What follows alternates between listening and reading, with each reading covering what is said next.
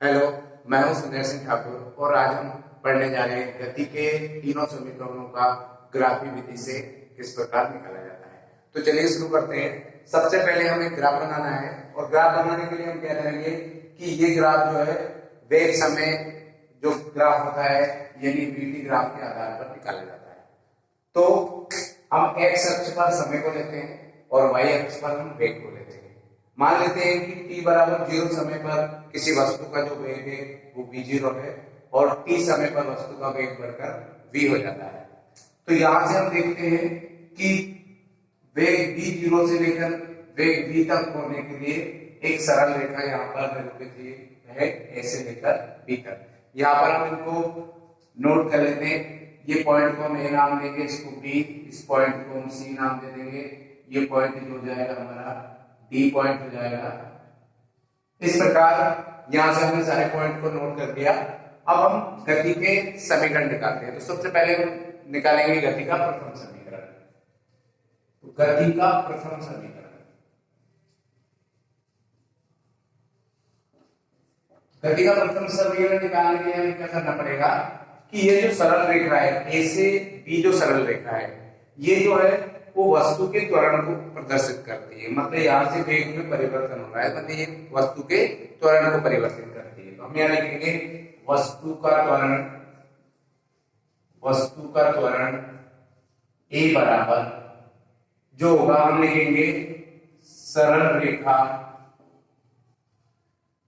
A B का ढाल। जो ढाल होता है उस ढाल को हम टेंजेंट लिखते हैं। तो यहां से हमें निकालना है इस वस्तु का ढाल और हम जानते हैं कि tan थीटा बराबर होता है, tan बराबर होता है लंब बटे आधार। तो यहां से इस चित्र में हम देखते हैं ए बी सी के अंदर यदि हम देखें तो जो वस्तु का जो लंब होगा वो होगा BC और आधार होगा हमारा AC। तो यहां से वस्तु का त्वरण ए बराबर हो जाएगा सरल रेखा का ढाल मतलब लंब बटे आधार। तो लंब हो जाएगा हमारा BC और आधार हो जाएगा हमारा AC। तो यहां से हम देखते हैं BC, B पॉइंट पर जो वस्तु का वेग है वो V है और C पॉइंट पर जो वस्तु का वेग है वो V0 है। तो हम ये निकालेंगे, B से C का निकालेंगे तो यहां से यहां तक का जो वेग है वो V0 और यहां से यहां तक का जो वेग है वो V है। तो ये जो वेग होगा हमारा V माइनस V0 हो जाएगा, BC का जो मान हो जाएगा वो V माइनस V0 बटे हम बात कर रहे हैं AC की। A से C, A पॉइंट पर जो टाइम है वो 0 है और C पॉइंट पर टाइम जो है वो t है। तो ये हो जाएगा हमारा t माइनस 0। यहां से हम देखेंगे A बराबर V माइनस V0 बटे t। इसको सॉल्व करेंगे तो क्या हो जाएगा हमारा AT बराबर V माइनस V0। इसको इस तरफ लेके आएंगे तो V बराबर हो जाएगा V0 प्लस AT। यानी इस प्रकार हमने हमारी गति के पहले समीकरण को आसानी से निकाल लिया। इसी प्रकार हम गति के दूसरे समीकरण को भी निकालेंगे। गति का जो दूसरा समीकरण है हम निकालेंगे यहाँ पर जो समय जीरो से लेकर t के बीच में जो क्षेत्रफल तय किया गया वो हमारे वस्तु के विस्थापन के बराबर होगा। तो हम लिखेंगे समय 0 से t के बीच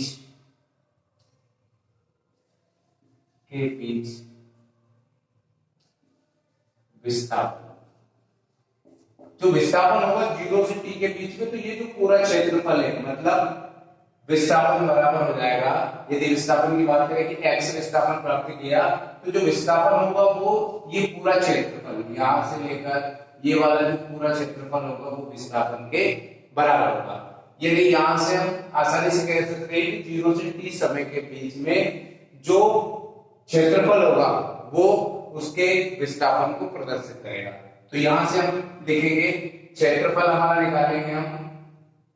मान लेते हैं कि हमारे पास क्षेत्रफल O A B C D O का क्षेत्रफल, यानी जो विस्थापन होगा वो O A B C D O का क्षेत्रफल होगा। अब यदि हम देखें कि ओ ए बी सी डी के बीच में यहाँ पे हमें एक त्रिभुज और एक आयत दिख रहा है। तो हम एक एक इमेज को निकालेंगे। पहले हम इमेज निकाल लेते हैं त्रिभुज की, यानी त्रिभुज का क्षेत्रफल और आयत के क्षेत्रफल को जोड़ देंगे तो ये पूरा क्षेत्रफल हमें निकल जाएगा। तो यहां से हम देखेंगे, पहले निकालेंगे त्रिभुज ए सी बी का क्षेत्रफल प्लस आयत, आयत हो गया हमारा ए सी डी ओ का क्षेत्रफल। तो त्रिभुज एसीबी का क्षेत्रफल, त्रिभुज के क्षेत्रफल का फार्मूला हम जानते हैं 1/2 आधार इंटू क्षेत्रफल। यहां से हम बात करें तो आधार हो जाएगा हमारा एसीबी, त्रिभुज का आधार हो गया एसी और इंटू आधार इंटू ऊंचाई, ऊंचाई हो गई हमारी बीसी प्लस आयत एसीडीओ का क्षेत्रफल, एसीडीओ का क्षेत्रफल, तो आयत का क्षेत्रफल जो होता है लंबाई गुणित चौड़ाई, तो लंबाई हो जाएगी हमारी ओडी या एसी मान लो लंबाई गुणित चौड़ाई, चौड़ाई की बात करें तो हमारी रहेगी ओ ए। यहां से हम मान रख लेते हैं 1/2 एसी, ए से सी, ए से सी जो है वो हमारे समय को प्रदर्शित करता है।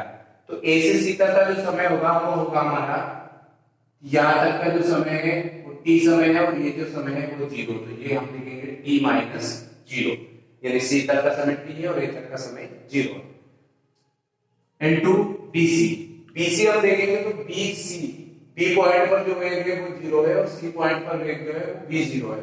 तो मूल बिंदु से हम नापेंगे तो क्या हो जाएगा v माइनस v 0, यानी ये दूरी हमें निकालना है, तो ये दूरी जो होगी वो होगी हमारी v minus v 0 plus OD, O से डी का मान हम रखेंगे ओडी, मतलब समय टी और यहाँ पर समय 0, तो ये हो जाएगा हमारा टी माइनस 0 इंटू ओ ए, ओ से ए तक का जो दूरी है वो है हमारी v 0।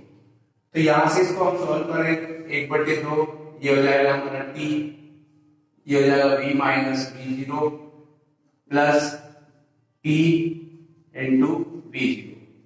तो 1/2 टी v माइनस v 0, हम गति के पहले समीकरण की यदि बात करें तो गति के पहले समीकरण में हमने देखा था कि a बराबर v माइनस v 0 बटे टी होता था। तो v माइनस v 0 बराबर हो जाएगा हमारा a इंटू टी। तो v माइनस v 0 की जगह पर हम वैल्यू रख सकते हैं a प्लस v 0 का टी से गुणा करेंगे तो v 0 टी। इसको हम सॉल्व करेंगे तो 1/2 a t square plus d not t। हमने पहले लिख दिया कि 0 से t के बीच का जो विस्थापन है वो क्षेत्रफल के बराबर होगा। तो जो विस्थापन है उस विस्थापन को यदि हम x मान लें तो ये जो विस्थापन है वो x विस्थापन हो गया। तो x बराबर हमें जो वैल्यू प्राप्त हुई, x बराबर मिला है v0t प्लस 1/2 at स्क्वायर। यही है गति का दूसरा समीकरण।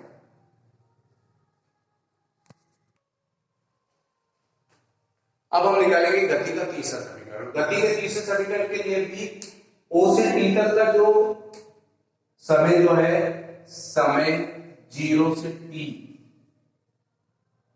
तक जो है विस्थापन जो है वो ओ A B C D O का क्षेत्रफल के बराबर होगा। देखिए जैसा कि हमने दूसरे समीकरण के लिए भी लिया था, क्षेत्रफल ओ A B C D O. यहां से हम देखते हैं कि जो विस्थापन x हुआ वो क्षेत्रफल ओ A B C D O के बराबर होगा। तो यहां पर हमने जो दूसरा समीकरण निकाला था, दूसरे समीकरण में हमने इसको त्रिभुज और इसको आयत मान के हल कर दिया था। अब हम पूरे को, ये पूरे चित्र को आप देखोगे यहां से यदि हम देखेंगे इस पूरे चित्र को तो ये हमें एक समलंब चतुर्भुज दिखाई देता है।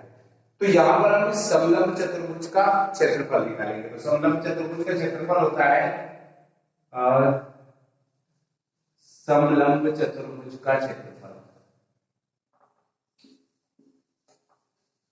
चतुर्भुज का क्षेत्रफल मतलब ओ ए बी सी डी, ओ का क्षेत्रफल जो है, जो कि एक समलंब चतुर्भुज है, तो उसका क्षेत्रफल का हम फार्मूला लिखेंगे 1/2।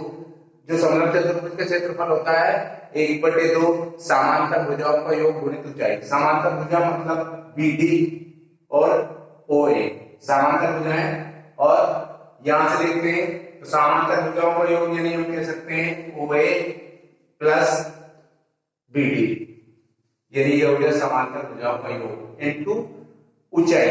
अब ऊंचाई की बात करते हैं तो जो सबसे लंबवत जो दूरी होगी, मतलब यहां से लेकर यहां तक की दूरी, तो ये दूरी हो गई हमारी एसी, या उसको हम ओडी भी कह सकते हैं। एसी और ओडी दोनों कैसे होंगे, बराबर। तो यहां से x बराबर हम लिखेंगे 1/2 ओ से a, ओ से a तक की जो दूरी होगी v0, इसको हम लिखेंगे v0 प्लस bd, b से d तक की दूरी, b से d तक की जो दूरी है, मतलब ये दूरी किसके बराबर हो गई, v के बराबर, तो इसको हम लिखेंगे v इंटू ac। अब a से c की जो दूरी है, a से c की दूरी को a पे जो समय था 0 था और c पे जो समय था वो t था, तो ये हो जाएगा हमारा t माइनस 0। तो x बराबर हो गया 1/2 v0 plus v into T. अब हम बात करते हैं गति के पहले समीकरण से, तो इसके हिसाब से हमने देखा था a बराबर v माइनस v0 बटे t। यदि हम t का मान निकालें तो t बराबर हो जाएगा v माइनस v0 बटे a। इस वाले फार्मूले से हमने t का मान निकाला, ये मान हम रख देंगे तो x बराबर हो जाएगा, चाहे हम लिख सकते हैं t बराबर v माइनस v0 बटे a। इसे मान रख देंगे हम 1/2 v0 प्लस v, और t का मान रखेंगे हम v माइनस v0 बटे a। तो x बराबर हो गया 1/2 v माइनस v0 और v प्लस v0 का गुणा करेंगे तो जाएगा v0 minus v square minus v0 का स्क्वायर बटे a।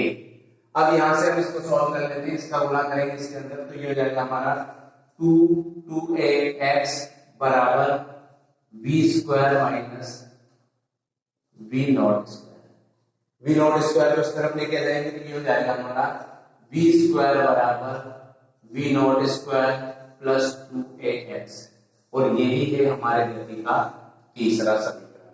यानी हम ग्राफिक विधि से इस प्रकार निकाल सकते हैं, जब हमें पहला समीकरण निकालना हो तो हम वस्तु जो ढाल है ढाल से निकालेंगे, और जब हमें दूसरा और तीसरा समीकरण निकालना होगा तो समय 0 से t के बीच का जो विस्थापन हुआ है उसमें जितना भी क्षेत्रफल है उस क्षेत्रफल से आसानी से निकाल सकते हैं।